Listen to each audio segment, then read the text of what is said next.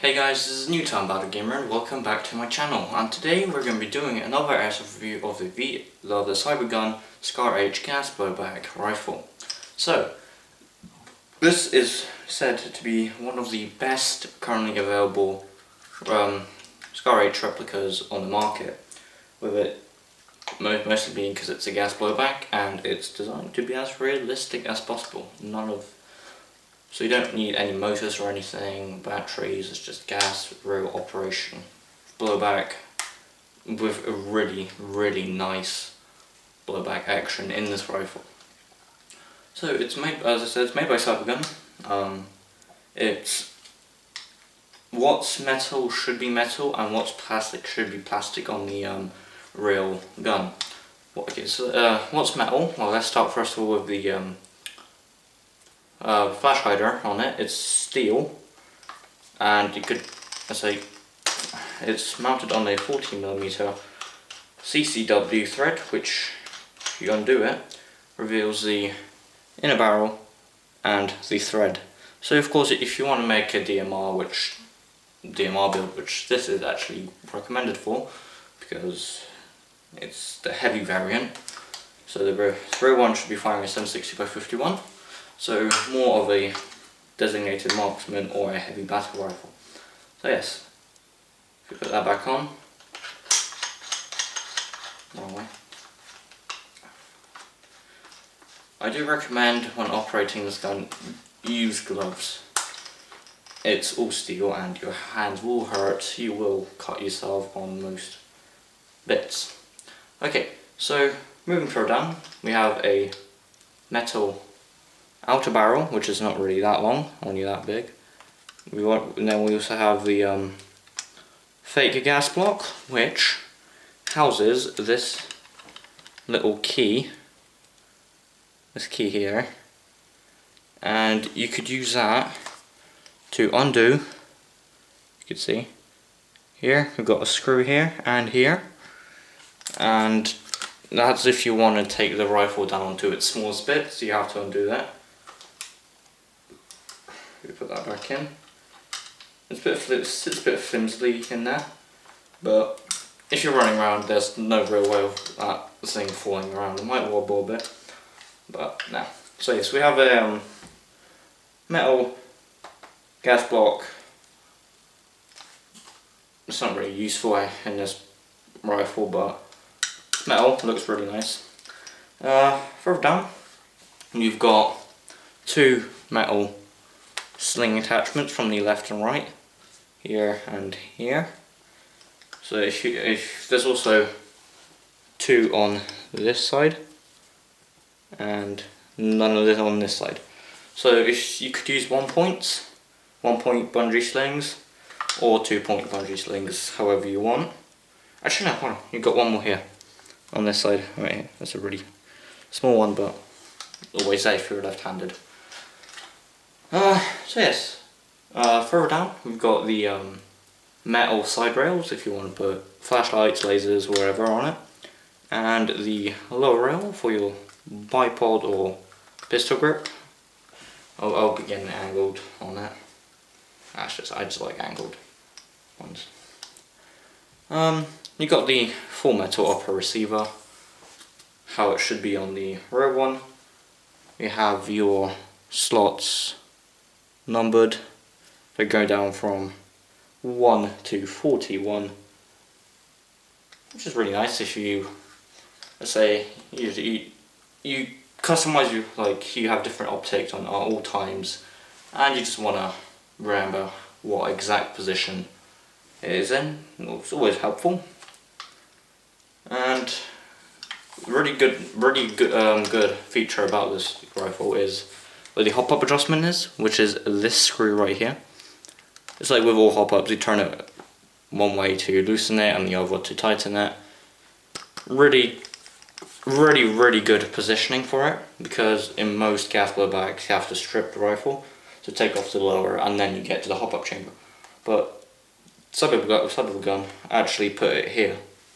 So you really good field access at all points. What else?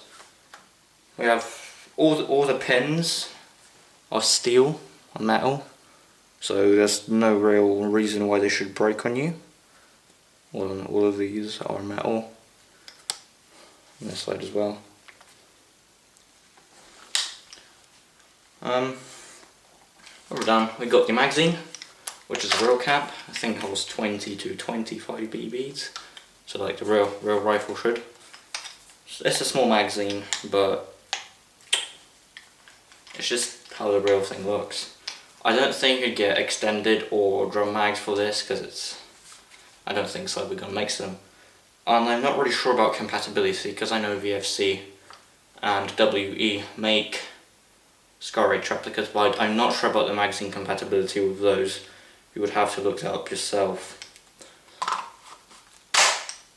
Yes, also about the magazine, if you press the mag release, which is ambidextrous on both sides,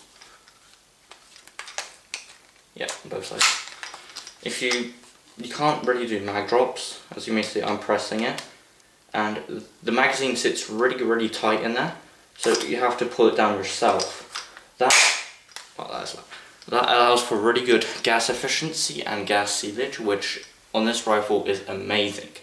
I've shot 3.5 magazines full on semi and fully full auto, and only after 3.5 it stopped shooting because of gas, which is really good mag efficiency because the gas cylinder in this thing is absolutely huge. Whereas on like some other guns, like on the G36, you get some WE, you could get 1.5 with a push. With this, you get twice as that. Right, further down, the magazine's plastic. You know, the magazine's metal. The thing has to, yeah, it's metal, just like woody plasticky looking outer cover for it. And so you get this little stand on the bottom, leveling thingy, so you could possibly rest the gun. Hold on, I'll try it right now. Yeah, no, that's not going to work. I thought you could like balance the rifle on the magazine, but you're probably going to have to get a stand if you want to work on it. Further down, we have the charging handle. Quick note about this is that they broke mine in the postage, and unfortunately I was in England and this is in Poland, and the warranty ran out while I was just waiting to come here.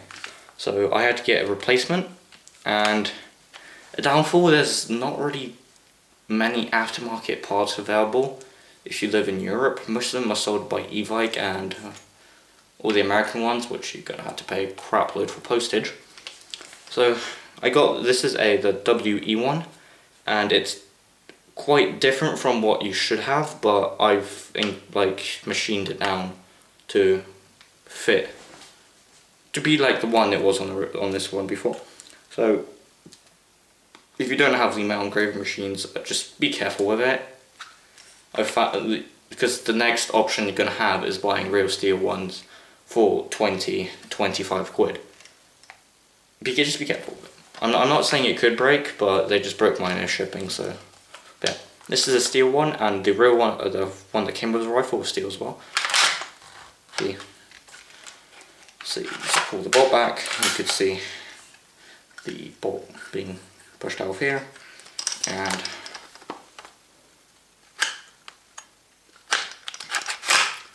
pull it back.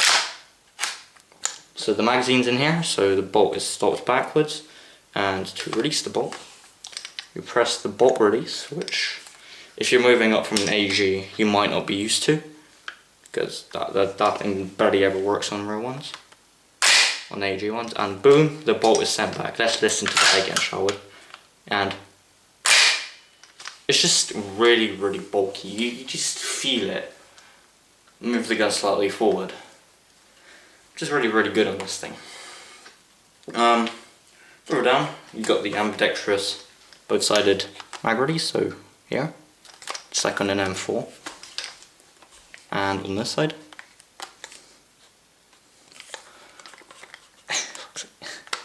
okay, yeah, I'm right-handed, so left-handing isn't really an option for me. And Actually no, yeah, yeah.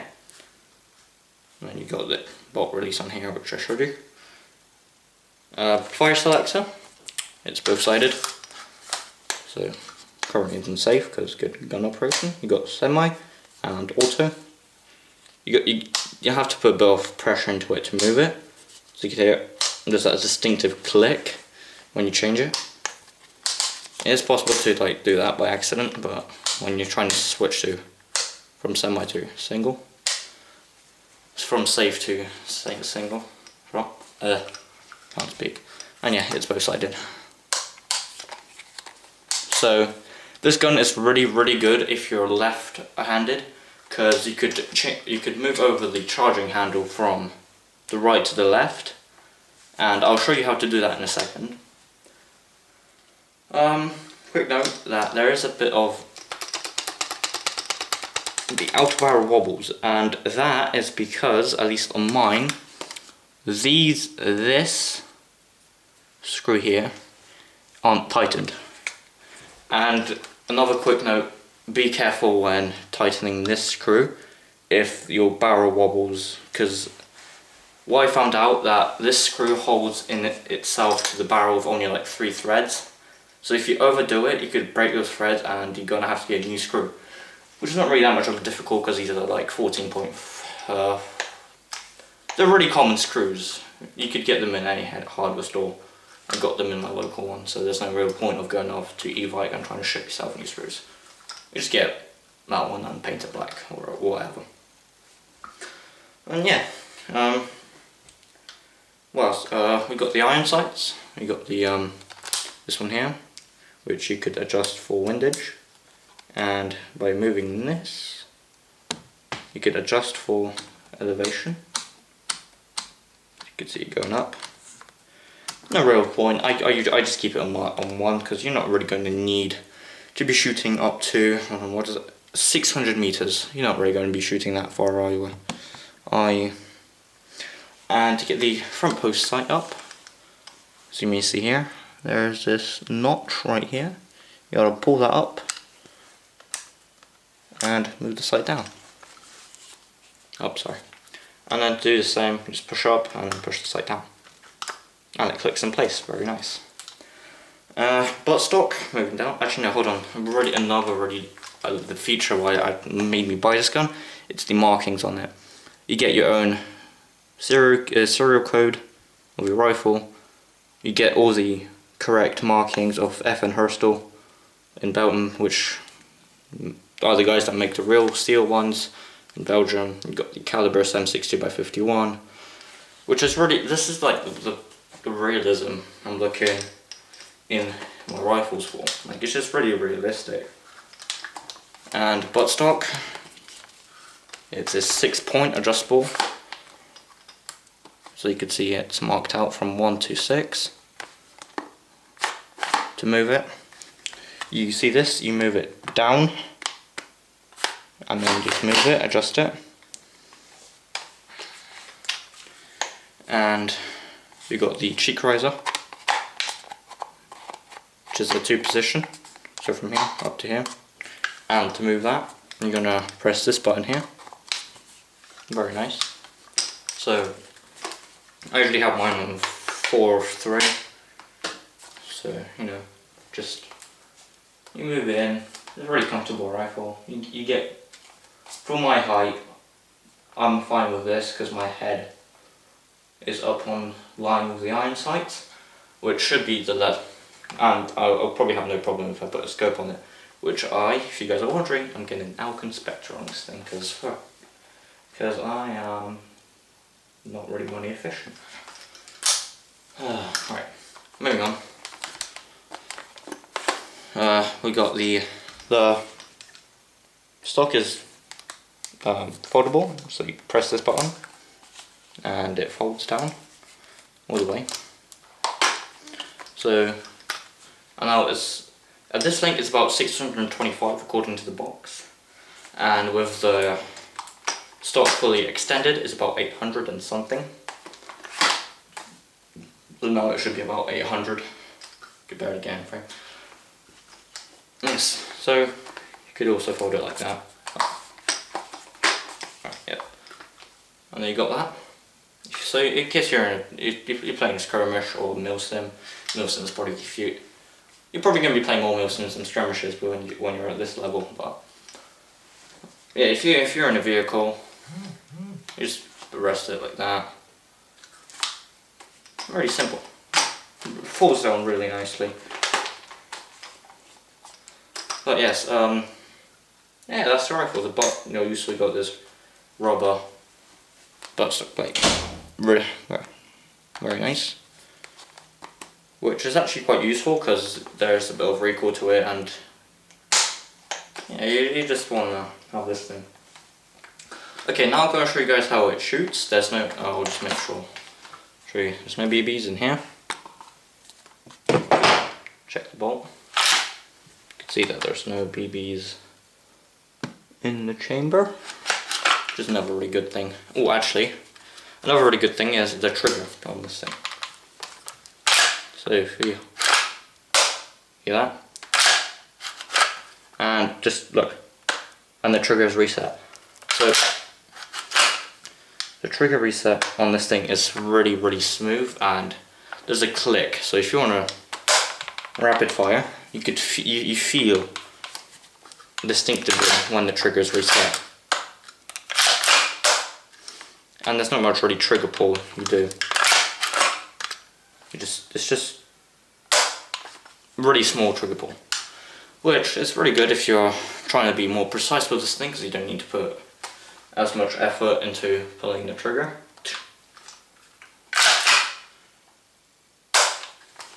Yeah, okay. Now the magazine's full of gas. To fill the magazine up, you put your green gas bottle nozzle here, press it in, and you will hear when the gas exchange has stopped. It's quite distinctive. Right, so there's no BBs. I'll quickly show you in single inside. So if we just cock the rifle, release the bolt, and I'll just give you 2 or 3 shots. Very nice. Indoors it's really loud, just because of the bolt, because it moves back. There's a blowback, so the bolt flows back, hits that, on the way back, puts a new BB in.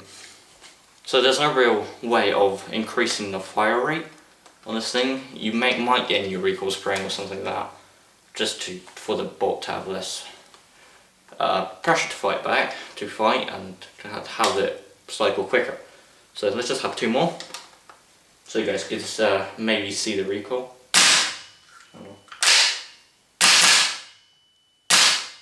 Very nice. Now I'll show you 2 or 3 short bursts in full auto.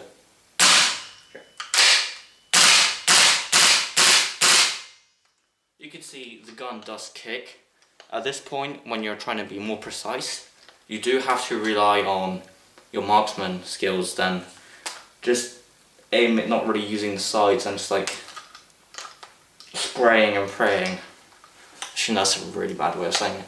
So you guys know with AEGs, you just like lean in and like you press the trigger.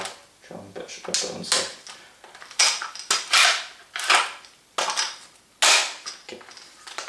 You just lean in and then like you just spray.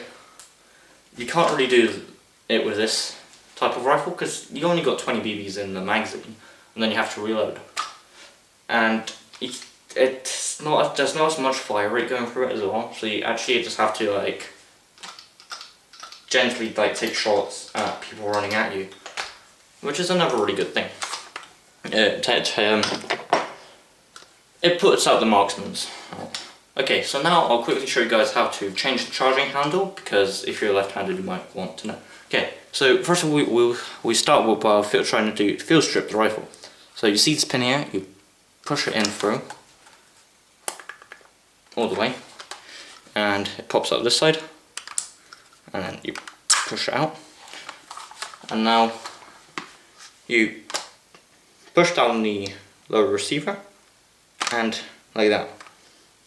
Don't worry about putting a bit more pressure on it. Don't worry, it won't break. It's not supposed to.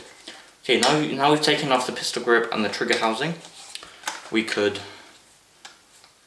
take out the buttstock. So you do that, You hit it down, you can see it sliding down. Put your finger here and take it down. The reason you put your finger there is because that's where the spring is. And if you might, yeah, that's the recoil spring. And now there's this plastic block here. When you're assembling the rifle, make sure it's in the correct way, because I've actually almost broke the rifle putting it in the incorrect way. You could see how it's like that. You could see how I shredded it slightly. Also, just do not over lubricate the guns, no point. Like, look at that. I put way too much lubricant on my rifle. Okay, now we've taken all of that out. We move the bolt back to this position where this notch is, right here. You mush it and you just pull it out. You just pull out. Oh my god! Oh, I've overdone it. You probably won't ever see it, but the amount of lubricated. Oh god, the ball went forward. And then right, ignore that. And then you just put it in like that on the other side. Put it in, rotate it, move the bolt forward. Now the bolt is on this side and it's fully functioning. I'm gonna move it back to how mine was. Come on. What is your problem? Okay, so it's just me being really stupid. Oh, for God's sake, I got fucking grease on my shirt. Another thing is, when you're using these type of rifles, just to wear a plain grey shirt, black shirt, whatever, because you're going to get it scratched up, you're going to get it slightly ruined. Okay, now this thing, put it in like this, I believe. No, the other way around. So, okay. Yeah. Right, so this engraved bit with like hollowed out bits should be facing towards the buttstock. Really important, otherwise you're going to break it. Come on. And you push it all the way back until you hear a click. Then you put in your spring. So there's a hole in the bolt carrier. So you want to hit that bolt hole. And then you take your buttstock and you just slide it on. Make sure you keep holding the spring because there's a bit of tension on it now, so you don't want it flying out. Slide it forward until you hear the click. Put the rifle, so it's just rest it against your hip. Take the trigger housing and pistol grip. There's this bit here which you want to click into the buttstock. That's what you always have to put on first, and you just want to move it around until it clicks in place, and then you just God damn it, and you just try to swivel in the bolt somehow. The pin, which for some reason is stuck. God damn it! Come on.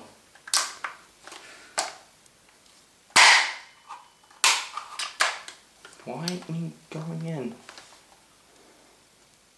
Okay, this is really annoying now. Well, okay, there we go. So yeah, to put in, you just smooth the bolt back and then you force the pin in from that side.